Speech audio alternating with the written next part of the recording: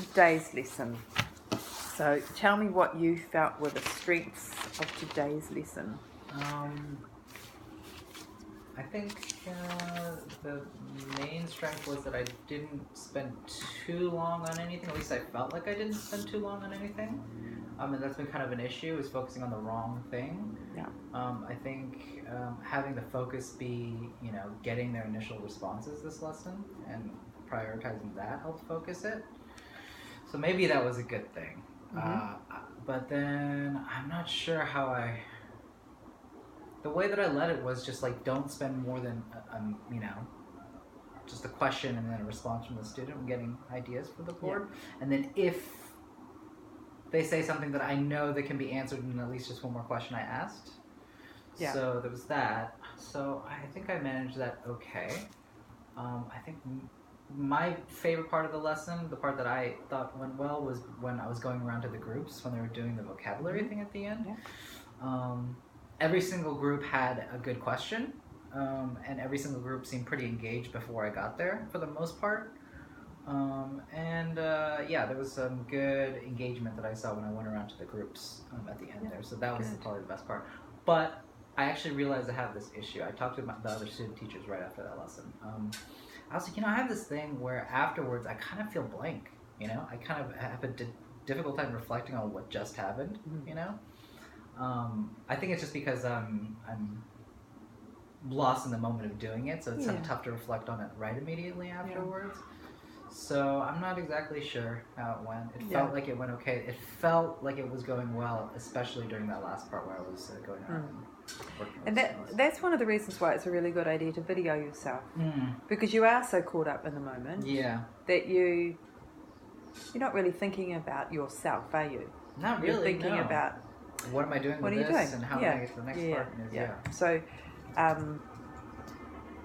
I would like to see in your next lesson, so that's going to be Year 9 tomorrow, that's a good lesson for you to choose for the video, because you've got some active teaching, you've got a combination of active teaching, students doing some learning and so on. It's not just, it's a lesson where you get a chance to see the way you are using your time and so on, and responding to students. Yeah, look, I agree with the things that you've identified as strengths. I really liked the way you managed the feedback from that discussion. Because the idea of that thing was not to have a lengthy discussion about any of those points, but to capture their immediate response. And you nicely translated some of their rather sort of vague comments and put it in a more academic way, which was, some quite nice little things there. One example I wrote down, I think. Oh yeah, she was talking about the way all the characters change, and you wrote character arcs. Yeah, so you brought in a little bit of, and those things. Yeah, I think that's a good thing. Then I might pick up on later what's a character arc.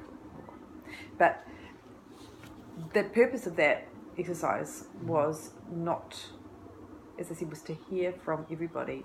So tell me how you felt that, that technique works. What's the value of it now that you've used it?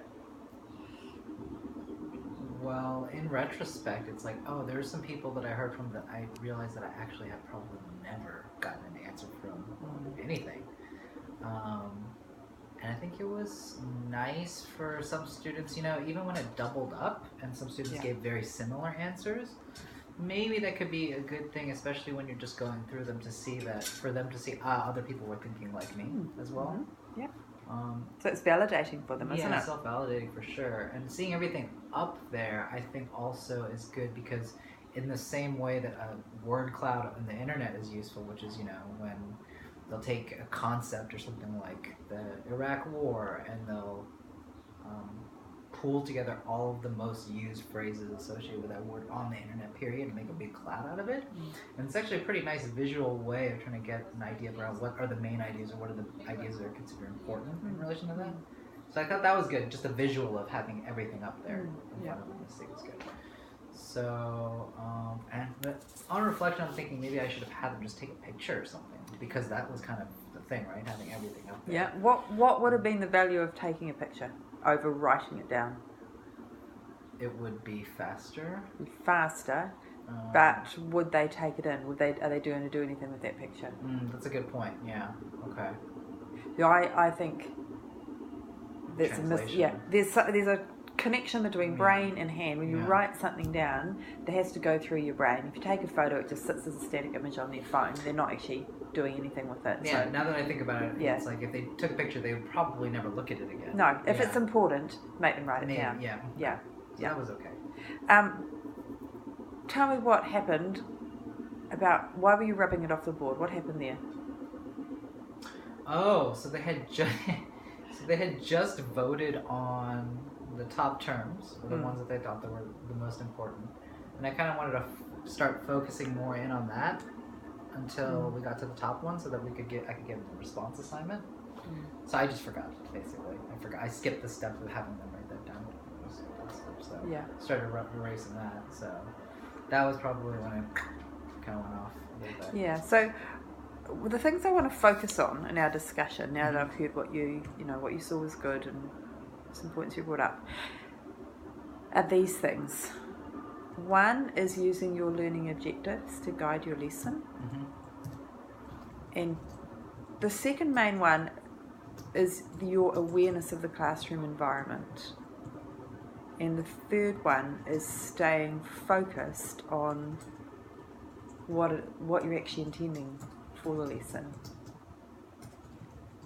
Okay, so let's first of all talk about your learning objectives. So you had allos this lesson, which was good. I was hoping to have this meeting in my room so I could demonstrate to you though what that looked like from my perspective at the back of the room. Okay. So can you remember how you wrote them up on the board? Not really, I just remember I did it. You did it? I don't remember how it looked. Okay, the screen was down, the light was off, there was something else on the board that was irrelevant, and you wrote it in green pen. Okay. And I couldn't read it at all at the back. Okay, there's a lot of things to consider there, right? Yeah. So my question to you is, how important do you think those allos were to the rest of the class?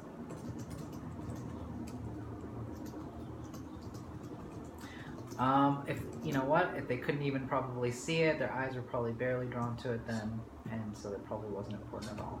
Yeah. To them. Yeah. So we've kind of, this has come up a number of times. Yeah. So let's really think about what an allo is and why it's there on the board and why it's important to you and why it's important to them. I'd like you to unpack that for a bit. Okay. Yeah, she'll come in. Yeah, of course.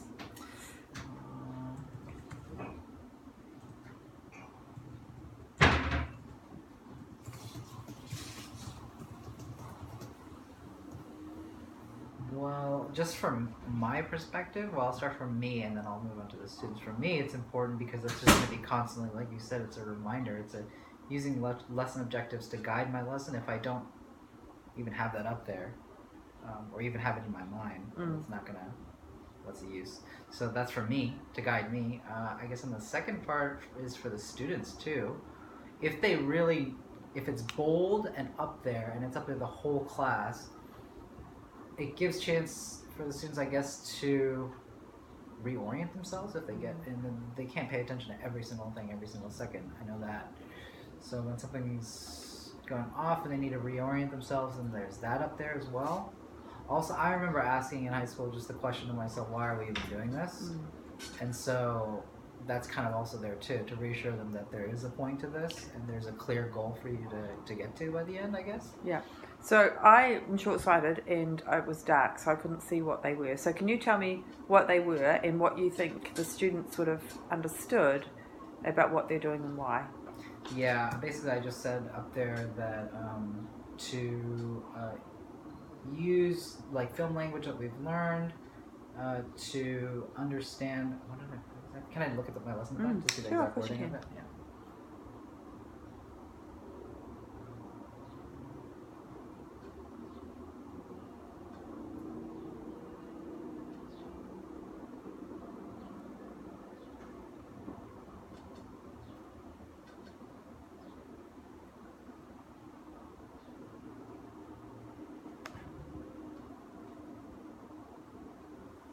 Students will use their understanding of film techniques to give first impressions of the film. That's basically just what I put up there. Is that what happened? Is that what they were doing? I don't know. Not really. They were just giving... No, not really. We did that already, kind of. Yeah. We had a brief discussion on that. So that was pretty unclear and unfocused, I think, probably. So I'm trying to think of how I might reword that. I mean, I did have some idea of what, I mean, it's probably badly worded, but basically what I was trying to do was, like, while keeping in mind some of the things that we've learned from before, give kind of like, I don't know how to put it,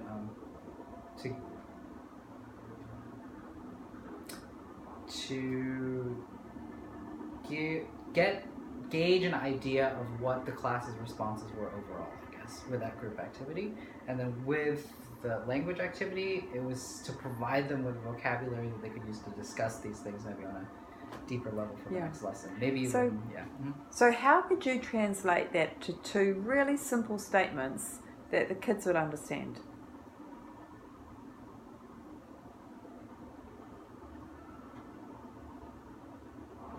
Because that's what your learning objective needs to be. So this is good practice. Yeah. So gather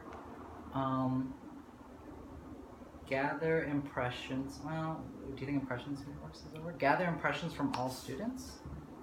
Responses? Gather responses from all students. So finish the film, probably. Check so they know that it's coming after that. Gather short response from each student. Possibly don't even need to say from each student. Gather short responses, that like that? Or not even short, I would probably say, today we are, or today we will. So every lesson, top left of the board, black pen, today we will, or today we are. Giving an initial response to the film. Mm-hmm. I just want to write this down. Sorry. And the second thing was using those language terms, learning new film vocabulary. Okay. So at the end of the lesson, they can say, did I give a response? Yes, I did. Did I learn some new vocabulary? Yes, I did. Yeah. But if you make it too jargony, they're going to be lost and they're not going to engage with it. Okay, I think I have to get out of that and just think about whether or not it's going to be clear to them. Yeah, yeah. Not just whether or not it sounds nice, right? Exactly, okay. All right, I think that's the lesson. Be clear, not clever. Yeah. Especially just in general, right? For everything for them, right? Yeah, yeah. Because, remember, your focus has to be what are students learning this lesson. And I know it, but I don't know why I keep having trouble explaining it to myself in simple terms like this. Yeah. I was trying to say something really basic like this, but anyway, okay. Yeah, okay. So that, I guess you're kind of seeing that that's something to stuff. I don't know what it is. something to be working on. Thinking about, from their perspective, what are we trying to do? How do I communicate that to them? The next thing... I don't know why I was overthinking it. Yeah, it's really simple. I mean, it's not that I didn't know what I wanted them to do. It's just putting it like this. I don't know why I'm locked into that uni mode of having everything kind of... Yeah, where they throw big words at the problem. Yeah. Of understanding instead of simplifying it down. I think there's this interesting reverse thing that happens at university.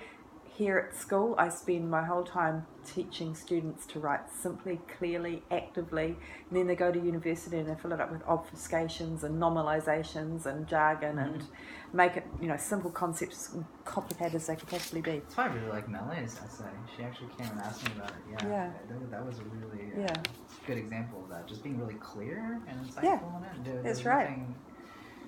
Yeah. Anyway, so good. So yeah. I hope I can fix this. And of course you can. That's an easy fix. You can do it. So we'll see it for tomorrow's Year 9 lesson. I'll make sure to just write this down. Yeah, it's just what here today we are. learning the structure of an essay. I won't tell you the rest. You need to think them through. Yeah. What else? Thinking through your activities. So, what did I say we're going to look at? Your learning objectives to guide the lesson. Yeah. Awareness of the classroom. Awareness of classroom environment. Okay. So let's think about your Blackboard use and getting those ideas up on the board. Okay. Okay. So can you remember how you did that? What happened? Well, I did initially want to think about it to put it in those two columns, put it in two groupings vaguely, not directly tell them like you said, which would probably not be a good idea for obvious reasons. But so just putting them up there, and then I realized that I wasn't the space wasn't right, and that it wasn't really going to be that clear based off of the way that I'd already started. So then I was just like, I better just take them down as we go and just fill up the space. That's how I did it. So we ended up with kind of cloud. Yeah. Okay. So I keep hearing this thing from you often. I intended to do this, but it didn't happen that way. Yeah. So let's just pause and think about that for a minute. Okay. Tell me what's going on.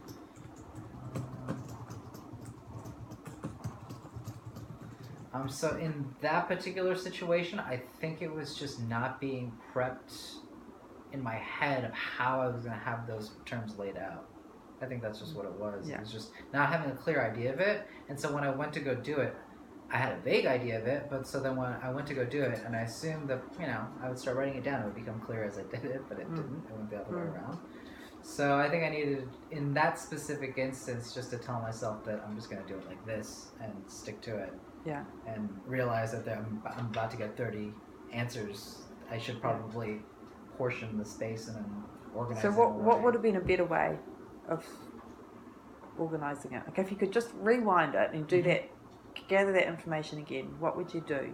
Well, first I'd clear the board, make sure that there was plenty of space up there to do it. And I think a good way of maybe doing it, I'm just thinking of, the first thing I thought of was just doing it by group, maybe, just so that it's organized up there. That's just something that came to my mind. Categorize things as you're hearing them? Yeah. And also categorizing things as I'm hearing them. Maybe just having a line up there and having space to write those categories up there and make them as I go. If I'm going to do something like that, I should probably be prepared to write right to left or left to right, right? Yeah. Stuff like that. Left to right. Yeah. Yeah. That would be thing. Also, we've just been watching the film. You put up the screen. The curtains are still pulled. You didn't turn the lights on until I signaled to you. Yeah. That was actually my biggest bugbear in this lesson is your lack of awareness. Your lack of awareness of the fact that people can't even read the whiteboard because it's so dark. So, you need to be a bit more conscious about that. Okay. Okay. Do you think that's something that for me, since it's probably the reason why that's happening is because I'm like, what am I doing, with this now, So that was probably what that was, just that. Yeah. I was just focused on the wrong thing. I guess I'm seeing a little bit of a lack of the detailed planning of your lesson. Okay. So, I guess I'm slightly frustrated because we did talk last week about you capturing that first response. And I talked you through those steps. But then when you sent me your lesson plan on Sunday night, it didn't include that activity at all. You'd missed it. So then we had to suddenly, revamp it last minute. Last minute, Monday morning, first period. Yeah. And you didn't have time to get it into your head and have those steps. That's what it was. Okay. Yeah. So I'm just wondering why, I'm spending a lot of time giving you feed forward. Yeah. And I'm not understanding why that's not actually being translated into the action. I think I could give you two concrete answers for that. Number one is that I think that I'm not taking down everything clicks when we discuss this stuff, but I'm not writing it down and organizing it for myself because if I don't do that, then it will get lost. Yeah. So I think that's just technical part of taking down the information and keeping it in a way that I can easily refer to it when I'm doing my planning. Yeah. And remembering to do that is the thing for that, I think. So for tomorrow's lesson, what I'd like to meet you before class. So we've been emailing each other, but tomorrow I'd like to have a discussion and want you to talk me through your lesson. That sounds good. Yeah. So That'd we can great, see that you are connecting your learning objectives with the steps. Okay. Do you think that maybe I could just when I'm doing my lesson planning, I could kind of just type out like directions for myself there? Yeah, so absolutely. You have those directions in your lesson plan. Yeah. So it's not just, the activities I'm going to do, but what are the things I'm going to say? Okay. Yeah. That would be Am I going to write this on the board? Or, what am I going to tell students to do? Okay. So coming back to that, you set the students some homework. Look, this is what you said. I wrote down, this is what you said. Okay, I'm going to set you some homework. I want it to be, I want you to do about a page, or about half a page, actually a couple of good paragraphs. That's 3 different things. Yep. And then you said, I want to see some thoughtful ideas. You don't have to spend a huge amount of time on it. And that was the end of the instruction. So what do you think's... Tell me about that instruction. You're a student hearing that. I'm not going to take it seriously. I'm just going... If I do it... Why not taking it seriously? Instructions were vague, and instructions were vague and confusing probably because of the 3 different things. And if I'm not giving it clearly, then I don't really. That means that I don't really expect it to be taken clearly. What else is missing from the instruction? When it's due. When it's due, yeah. What else is missing from the instruction? I'm not sure. How to do it. How will they submit it to you? Yeah. Do you want them to write it down on a piece of refill? Yeah. Are they going to email it to you? I just kind of just threw that out there, didn't I? Yeah, okay, all right. So, again, that's, thinking through the detail. Mm-hmm. So I feel like what I'm seeing is, you've got the big picture really well. You know your stuff. You're good at discussions in the moment. Your resources are good, but just handling the things that actually ensure that they're learning what you're wanting them to learn and producing the product you want them to produce. You're a bit too casual, I'm going to be honest. You're too casual about those things, and you need to sharpen it up, because these kids are pretty good. They're very amenable, but you get a bunch of rumpty kids at a lower decile school, and they're just going to walk all over you. Okay, all right. You're going to have to be much clearer and tougher. Also, one more thing. Let's think about the end of the lesson. What were you... Did it end the way you planned it? Or did it run out of time? It kind of ran out of time. Okay. I mean, it took longer than I thought it would, but also it took longer at each group than I thought it would, because they ended up having multiple pretty good questions about it, and I wanted to engage them on that.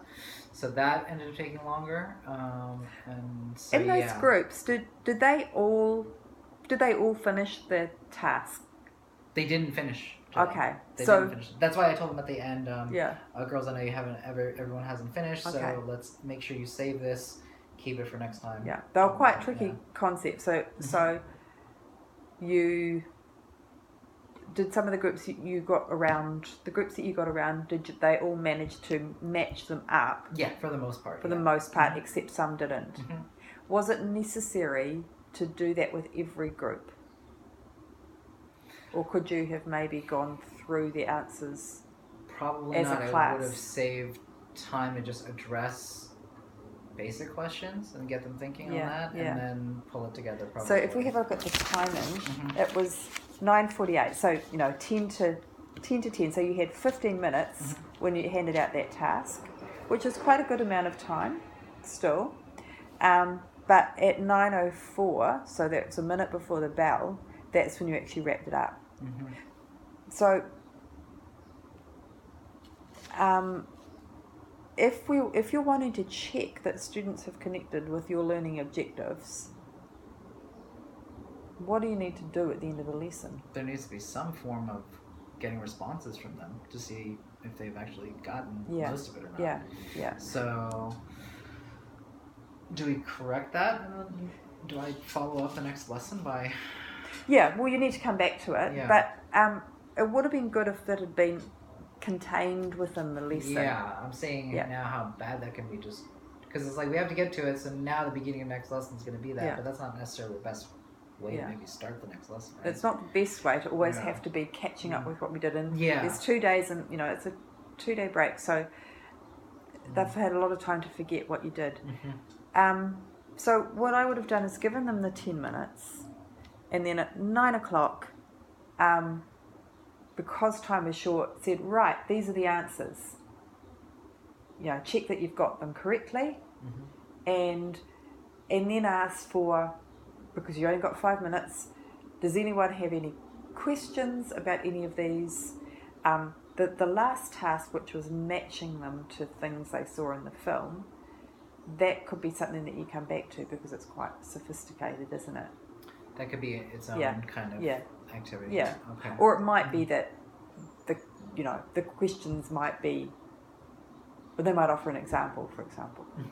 But I think you need to be wrapping it up and checking that some learning is taking place. Okay. Whenever you've introduced something new, so you've introduced a new language, did they learn that new language?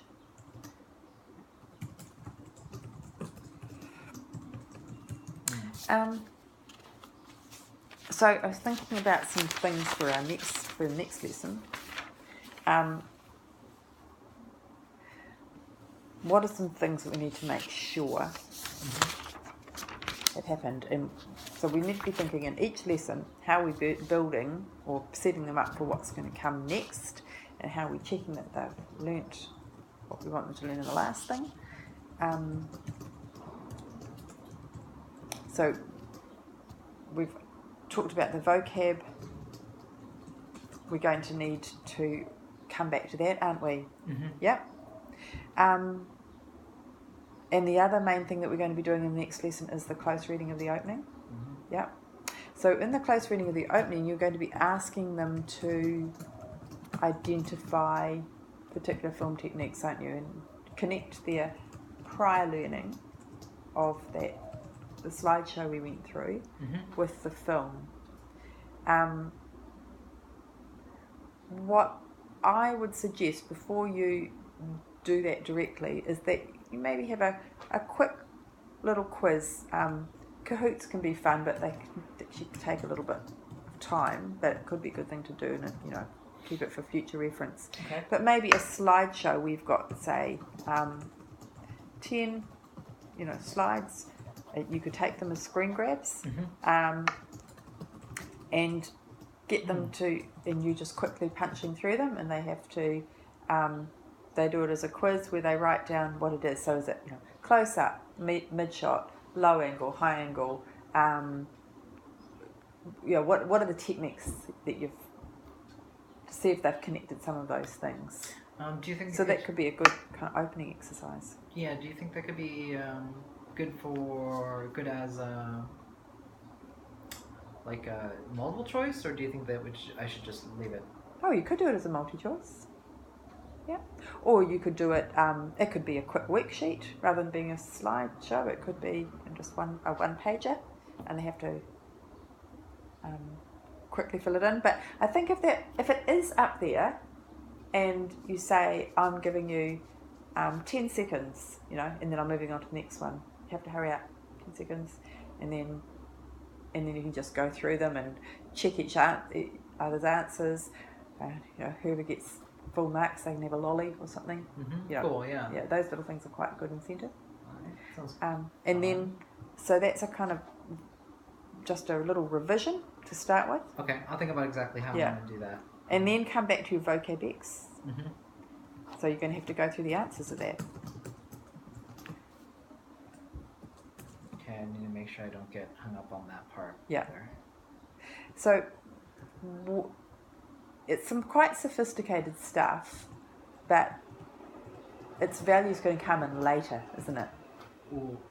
The vocab that stuff. vocab stuff. That's what I was thinking, because like I want to talk about like juxtaposition and use some of these terms, not all of them, but incorporate some of them into like our discussions and learning in general. Yeah. Because they're like, it's like these are the concepts that are being used, techniques in general, and then there's like specific like angles that are used to create those things. Yeah. So it's kind of like the idea and then the raw material of it or whatever. So with those terms, as they go through the study of the film, these things, you'll pick them out and look at them as we go along. So you could think about when you're doing your close reading on Wednesday, there'll be one or two of these things that you can pick up on, won't there? Yeah. Genre, for example, is pretty evident. There might be some possibly juxtaposition, or, I don't know. No, there's definitely a lot of it applies in that first 10 minutes, especially the mockumentary style of it can be parody kind of, right? So there's a lot in the first 10 minutes that it'll feed directly into, I think. So that'll be good. Yeah. So we don't want to spend too long on this task. Probably, not much more than a 5-minute kind of thing, really. Quite quick. Just quite one quick. slide answer, yeah. another slide answer. Just a quick review. Fairly quick on this too. You don't want to rush it or treat it as if it's not important. You want them to know this is really important stuff. But we're not going to examine it really closely now. We'll pick up on these things as we go through the film, but keep it handy so that we can come back to it. So maybe 5 minutes, a little more than 5 minutes maybe on that one, right? They might have a few questions about that, or so have a few examples to point out. So maybe no more than 10, less no less than 5, around there. And so that you've got time to get onto the close reading, because you want to play that through.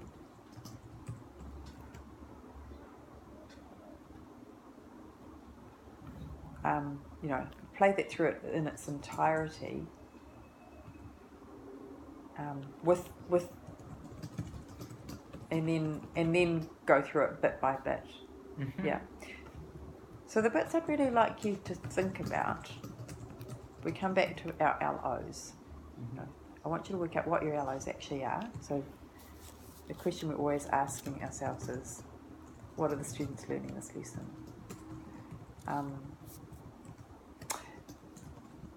And how am I going to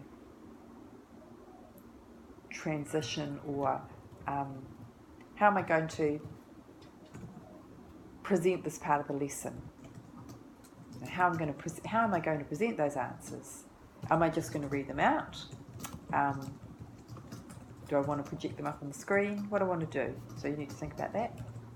How am I going to manage your questions? What questions am I going to ask? How am I going to introduce the task of the close reading? How do I explain the purpose of it? Why are we close reading? The introduction to the form. What would be the point? So it's good to let them know what important things are established in any film.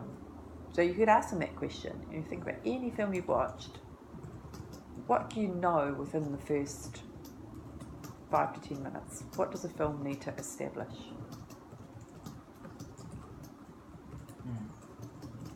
Because we want them to be able to apply what they're learning to any film study, don't we? So when looking at the introduction, kind of trying to link this maybe outside of just this specific movie or other things, do you think maybe trying to get examples from them? But then that would probably not really work, would it? Not really work. It's just what do you need? What does a film need to establish? And if the ideas aren't forthcoming, then I would supply them. So you need to know what's the genre. What kind of film is it going to be? Am I going to laugh or cry or be scared? Setting. Yeah. What's the setting? Context, yeah. I need to know.